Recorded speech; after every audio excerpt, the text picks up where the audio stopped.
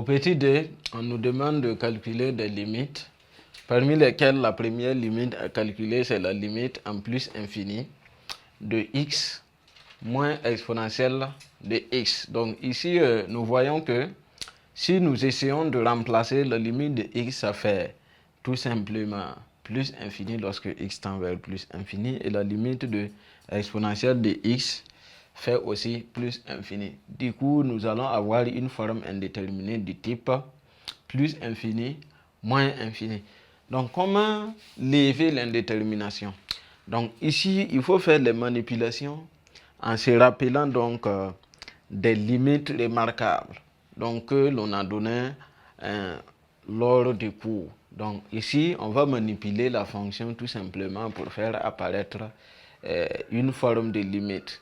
Donc, la limite de exponentielle de x sur x en plus infini que l'on sait déduire.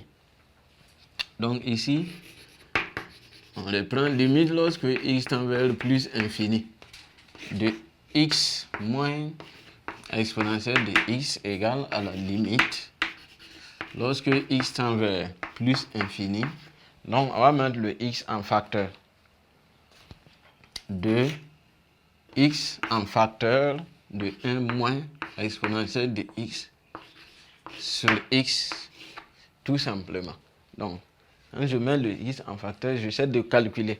Donc ici, je sais que c'est plus infini. Alors ici, ça fait tout simplement plus infini. Donc à cause de ça, ça fait moins infini. 1 moins infini, ça fait moins infini. Donc ici, j'ai moins infini. Et ici, plus infini. Donc j'ai comme résultat moins infini. Donc on a limite lorsque x tend vers plus infini de x égale à plus infini, et limite lorsque x tend vers plus infini de expo x sur x, ça aussi ça fait plus infini. Donc on peut déduire notre limite. Donc la limite lorsque x tend vers plus infini de x moins exponentielle de x fait tout simplement moins infini. Attention, c'est moins infini parce qu'il y a un signe moins ici qui va jouer sur tout ça. Donc on aura plus infini fois moins infini. La deuxième limite, c'est la limite. Deuxième limite à calculer lorsque x tend vers plus infini de exponentielle de x sur x moins 1. Alors, on demande de calculer également cette limite en plus infini. Donc, quand on remplace, ça fait plus infini. Ici aussi, c'est plus infini. Comment on procède? Donc, ici, on va manipuler pour faire également apparaître les limites remarquables. Donc, exponentielle de x sur x moins 1. On peut dire que ça fait la limite lorsque x tend vers plus infini de exponentielle de x multiplié, je décompose ça comme ça, x moins 1. Et ici, je mets simplement x et x, de sorte à ce que si je simplifie, je retrouve mon énoncé initial. Mais je sais que cette limite fait tout simplement plus infini. Et celle-là aussi, je sais calculer. Donc, on a limite lorsque x tend vers plus infini de exponentielle de x sur x égale à plus infini.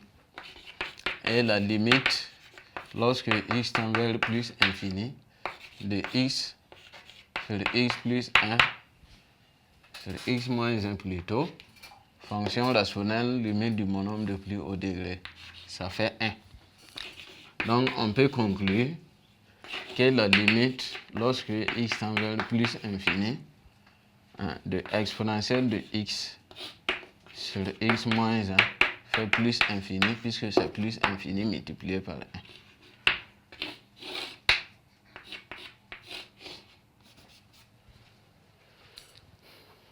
Voilà. Donc, on peut passer à la limite suivante, qui est la limite lorsque x tend vers plus infini de 2 exponentielle de x plus 1 sur exponentielle de x moins 1. Donc, limite lorsque x tend vers le plus infini de 2 exponentielle de x plus 1 sur exponentielle de x moins 1. Alors ici, on va décomposer notre fonction. On sait que exponentielle de 2 exponentielle de x plus 1 sur exponentielle de x moins 1 est composé de exponentielle de x suivi de 2x de la fonction 2x sur x moins 1. Autrement dit, quand je prends exponentielle de x et je viens mettre au niveau de ces x là, je retrouve la fonction qui est là. Donc, on calcule la limite d'abord lorsque x tend vers plus infini de exponentielle de x. Ça fait plus infini. C'est une limite remarquable. Et limite lorsque x tend vers plus infini de 2x plus 1 sur x moins 1 égale à la limite quand x tend vers plus infini de 2x sur x est égal à la limite lorsque x tend vers plus infini de 2 qui est égal à 2.